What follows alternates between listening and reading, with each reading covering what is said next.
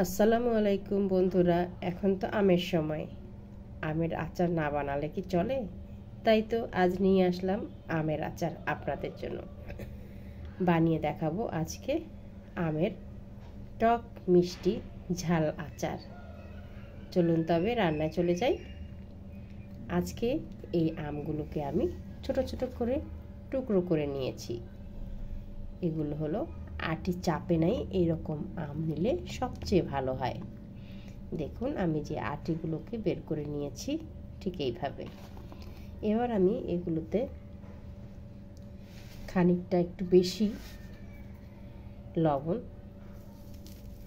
একটু বেশি দেব, তাহলে হবে কি কষটা লাগবে না। তারপরে একটুখানি হলুদ, ভালো করে দিয়ে সুন্দর করে মেখে রাখবো।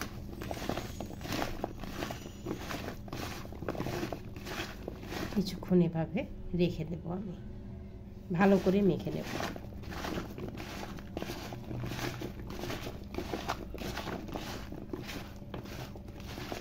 দেখুন দেখতে কিন্তু অনেক সুন্দর লাগছে, তাই না? এটা কালারটা সুন্দর হবে এই জন্যই আর কি। আর লবণটা দেওয়ার কারণ হচ্ছে এখানে কষটা বের হয়ে যাবে। আমি এখানে আমি আধা ঘন্টা একটু ভিজিয়ে রাখবো। তারপর যে রসটা আর কি লবণ দিয়ে মাখার পর যে কষটা আছে সেটা বের হয়ে যাবে। তারপর আমি আচারটা বানা শুরু করব। এখন আমি এটাকে ঢেকে রাখবো।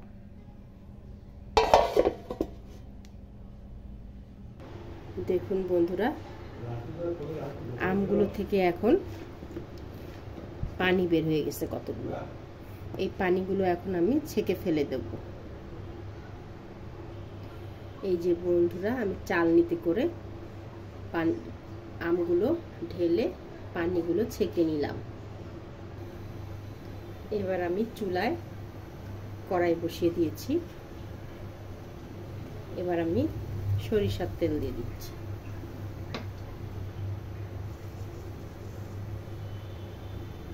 একটু বেশি পরিমাণই দেব।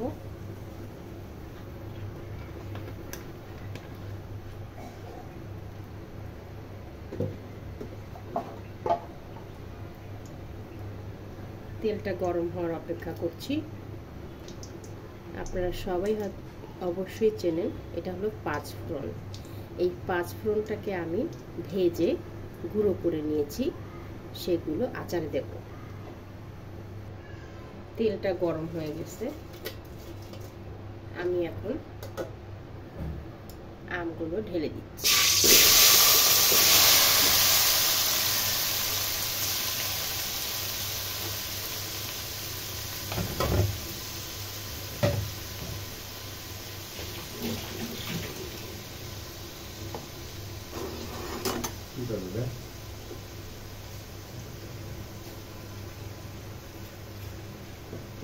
এবারে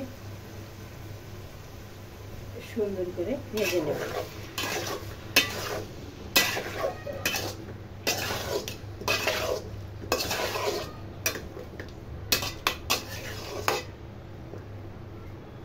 একটু ভেজে নেব কেন, যদি তেল মানে আমের গায়ে যদি পানি থাকে সেটা একটু শুকিয়ে নিচ্ছি আর কি।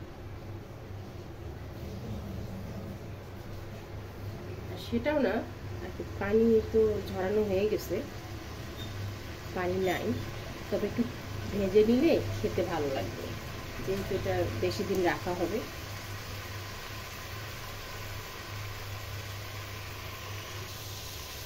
আচারটা তৈরি করতে আমার ভিনেগার লাগবে। আপনাদের ঘরে ভিনেগার না থাকলে লেবুর রস একটু চিপ দিয়ে দিবেন।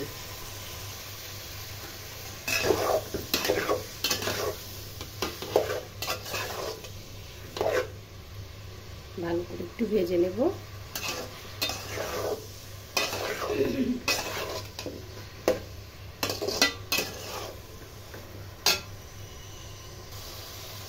আমি এখানে গোটা কয়েক মরিচ দিয়ে দিলাম, শুকনা মরিচ। সঙ্গে করে ভাজতে থাকবো।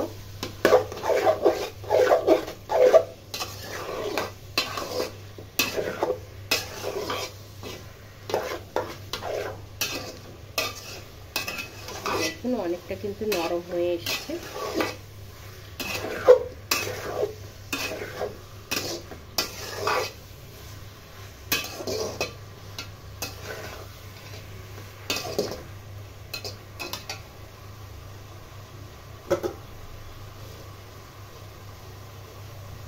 এবার আমি এখানে গুড় দিয়ে দিচ্ছি।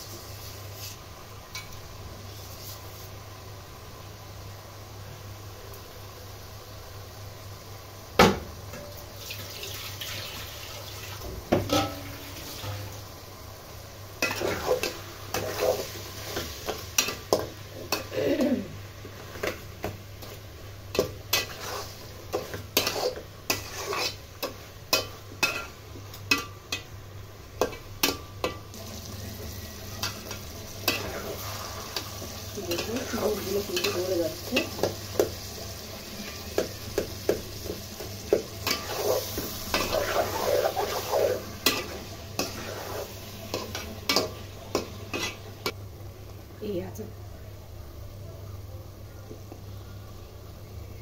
এই আচার তৈরিতে আমি শুধু গুড় নয়, চিনিও দেব। আমার ঘরে যতটুকু গুড় ছিল অতটুকু দিয়ে দিচ্ছি। এবার একটু চিনি দিয়ে দিলাম।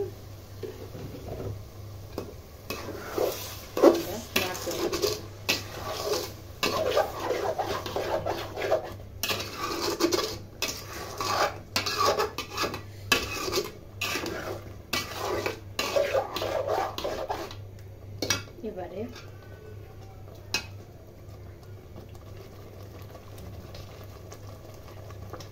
যেহেতু আমার আচারটা টক ঝাল মিষ্টি, এবার মরিচের গুঁড়ো দিয়ে দিলাম।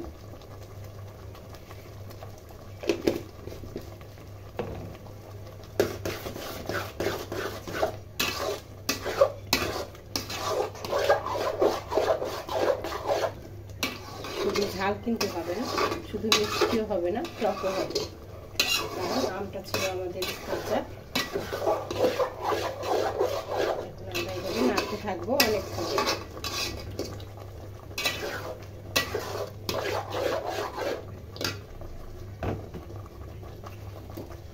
এবারে আমি এই যে ভেজে নেওয়া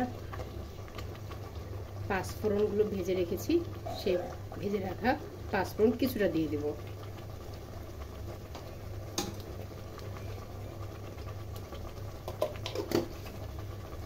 বেশি দিলে কিন্তু তিতা লাগবে, এজন্য বুঝে শুনে দিতে হবে।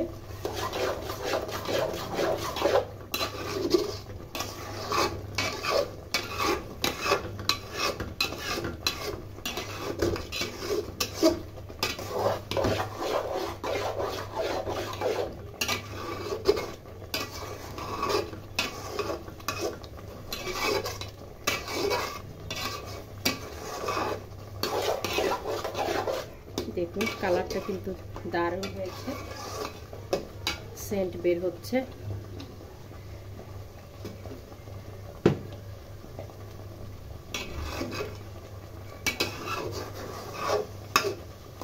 কি বন্ধুরা, খেতে ইচ্ছে করছে?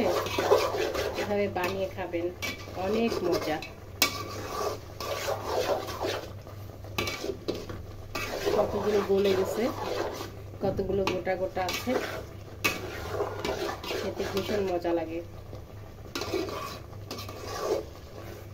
যখন চাবাবেন তখন লাগবে টক, যখন এর সাথে গ্রেভিটা খাবেন তখন লাগবে মিষ্টি, লাগবে ঝাল, লাগবে অনেক মজা।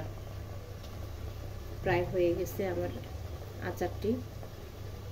এবার আমি এই যে ভিনেগারের যে ঢাকনাটা আছে এটা দিয়ে এক ছিপি দিয়ে দিচ্ছি ভিনেগার। এটা দেওয়ার অর্থ হলো দিলে আচারটা নষ্ট হবে।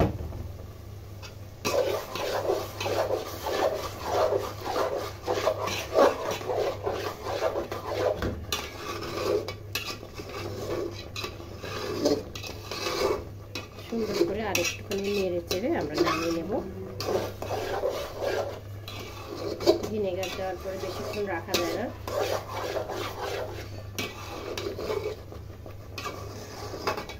আপনার ভিনেগার না থাকলে আপনি লেবুর রসটা দিয়ে দিবেন।